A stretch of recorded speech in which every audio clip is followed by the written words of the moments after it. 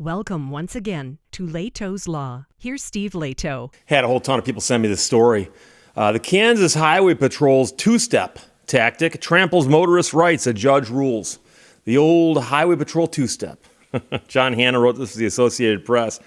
And the tactic is known as the Kansas two-step. That's been used by the State Highway Patrol there for years to detain out-of-state motorists long enough to find a reason to search the vehicles for anything they might want to look for. And of course, they can't just search any vehicle that comes by. They need a good reason to do it. So they'll sometimes prolong the traffic stops to try to find reasons to search the vehicles. And a federal judge just declared this tactic is, in fact, unconstitutional. Senior U.S. District Judge also notified the patrol that she's ready to impose changes in its policing policies and appoint a special master to audit the work for at least 4 years. So some people have asked me, and they say, Steve, when the court orders somebody to do something, how does the court know whether the person does it or not? Well, they can drag the people back into court periodically and have them report on what they've been doing, or the court can appoint a special master, and the special master can go and observe and poke around and be in essence, the eyes and ears of the judge. And it's a federal court, so you don't want to mess with that. The changes would include a requirement that troopers specifically inform motorists they stop that they have the right to reject a search or revoke consent for one at any time. When under the two-step, patrol officers avoided telling motorists they are free to go. And so what they would often do is they'd pull somebody over for some reason. You know, I think I saw you weaving in your lane back there, or your tire hit the fog line, or, something. They pull you over for that. They ask you for the license and registration, the proof of insurance. They do all that. They run it. Nothing comes back. They could write you a ticket for improper lane usage or whatever it is they pulled you over for. But instead, they think of reasons to prolong the stop. And there have been stories even where the police officer's been walking back like they're going to leave the person, and they come back and go, wait a second.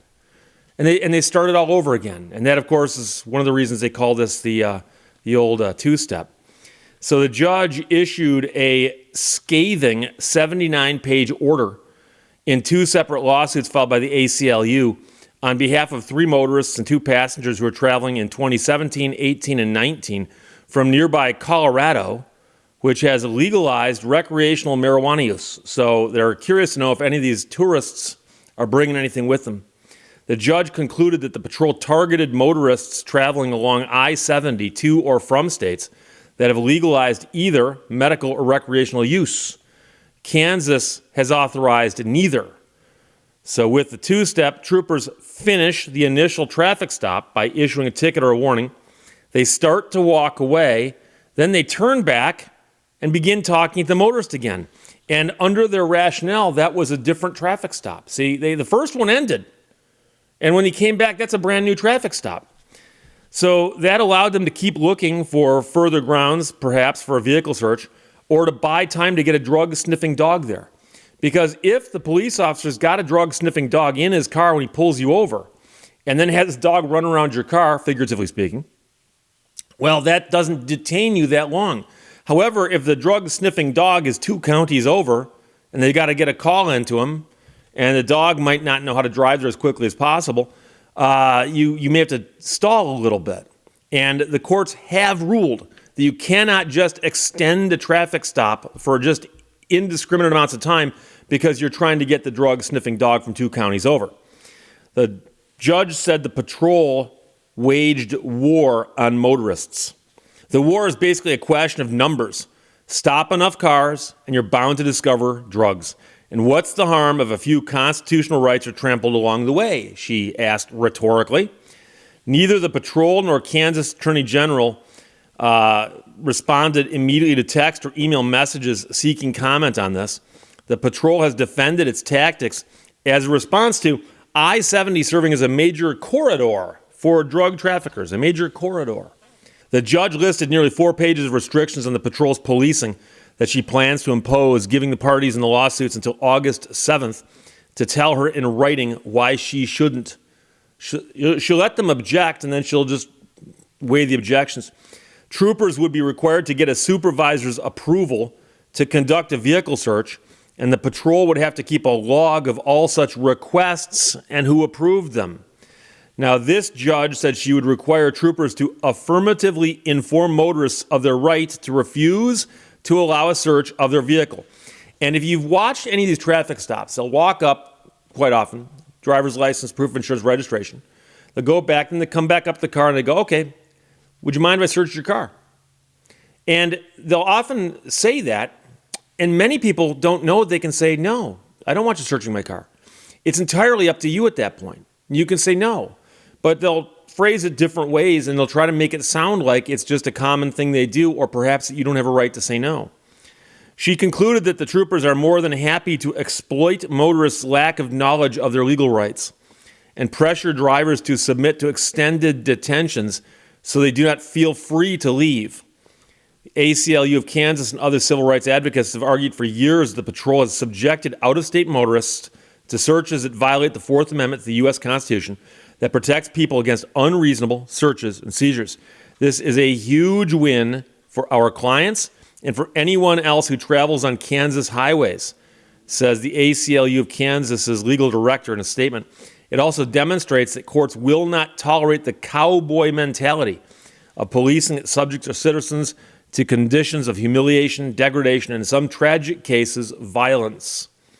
Questions about the patrol's tactics became more visible after Colorado legalized recreational marijuana almost a decade ago. Missouri did the same in 2022, and Oklahoma allows the medical use. Only a handful of states don't allow at least medical use. The judge wrote that state traffic laws create a host of possible reasons to stop a motorist initially, but she added that the factors troopers use to justify having a reasonable suspicion about a possible crime, such as a motorist's travel plans, are so ordinary and benign they could apply to thousands of drivers. The judge also noted that troopers are trained to end their initial traffic stop with phrases such as, "have a safe trip," "take care," or "have a good day." But the KHP trains troopers not to inform a motorist that they are free to go. So, have a safe trip. Oh, wait a second. I need to ask you another question. So, a couple of things going on here, and one of them is she points out that they would often say, well, they told us they were driving over here, and that sounded suspicious to us, despite the fact that people drive over here all the time. And I remember from law school, in the class on criminal procedure, where they were talking about people who were flying on airplanes and carrying illicit things on them. And so quite often, DEA agents would be in the terminal watching people get off planes to see if they acted nervously. And then they would often try to justify pulling people out of the crowd and searching them and finding things. And one judge gathered up all of the various excuses he had seen on this and put it in an opinion. And he pointed out that one agent said that he thought a person was acting like a mule because they got off the plane early. See, they want to get off the plane fast to make their getaway. And then another agent said, well, this person got off the plane last. See, because they were hoping that by the time everybody else filled the terminal up, they could sneak through the crowd. Someone else said, well, this person got off the plane in the middle because they knew if they got off at the front or the back, that'd be suspicious. So it doesn't matter where you are in this group of people, you're suspicious. Therefore, the entire group of people is suspicious, which means that it's actually not true. But viewed in isolation, any one of those arguments written really well or explained really well might sound good. See, the traffickers always get off last, okay? Traffickers always get off first. No, they always get off in the middle. Okay, sure they do. So that's one problem. The other problem here is I've seen people arguing about this on the internet. And I know it comes as a shock to you, but people argue on the internet. And so one of the things that I've seen people argue about is how long can a traffic stop be? And the U.S. Supreme Court has weighed in on this on several occasions. But they have never given a bright line stopwatch. It's exactly this length and 1 second longer is too long. They've never done that. Now, there have been cases before them where they've talked about the length of the stop, and then the Supreme Court has issued its rulings, but they've never come out and said, yes, and the bright line is this. The case of Rodriguez versus the U.S. is one that's often cited, and there the court wrote that the stop must be temporary and last no longer than is necessary to effectuate the purpose of the stop. So, you're driving down the road, your tire hits the fog line, which is what we call the line on the side of the road between the road and the shoulder and then the ditch, the fog line.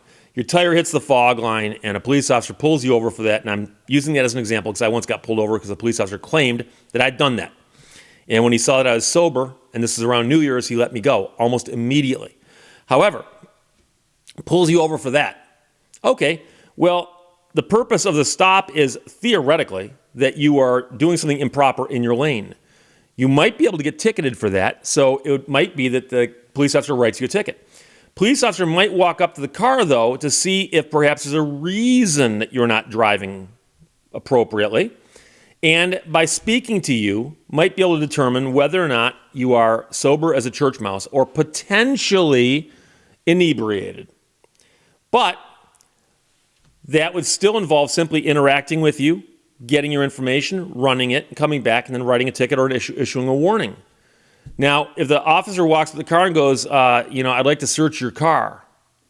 Why? Because I hit the fog line with my tire? I'm sorry, I'm not going to let you search my car. No, thank you. No, thank you. Okay, well, sit tight. I'm calling in a canine who happens to be a couple counties over, but he'll get here. What does the canine have to do with the purpose of the stop? Because remember, it's the purpose of the stop that started the stop, and the stop can last no longer than is necessary to effectuate the purpose of the stop. Now, it's possible that things could happen during the stop that would change the situation. So let's suppose the police officer walks up to your car, is talking to you, and then realizes that in the passenger seat, but hunkered down trying to hide, is somebody on the FBI's top 10 most wanted people, and they are so obviously identifiable that the police officer goes, oh, right there, top 10 list, FBI's most wanted criminals. That person right there. Can the police officer lengthen the stop in that case? Yes, he can, because there's another reason. But that's another reason than what started the stop. So, yes, stops do start. And then they end, or they stop. So there you go. But in Kansas, it was well known. I've heard of this before, and I heard about this also working its way up through the various court systems over there.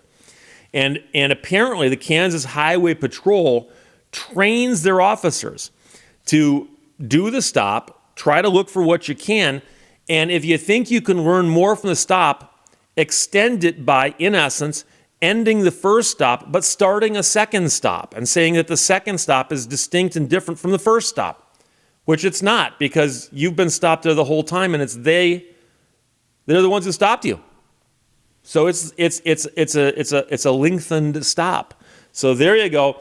Federal judge says, no, can't do that anymore. And tell you what, I'm going to give you a list of bullet points that I'm going to give to you that are going to have you straighten out how you guys behave. And oh, by the way, if I'm not confident that you guys are doing this on your own, I'll appoint a special master who will come in and make sure you guys have done what you are supposed to do under this ruling from this federal court. So from the Associated Press, John Hanna wrote that the Kansas Highway Patrol's two-step tactic tramples motorist rights. A judge rules and has ruled they have to stop. Questions or comments, put them below. Let's talk to you later. Bye-bye. Thank you for watching Lehto's Law. Today is the last day of your life so far.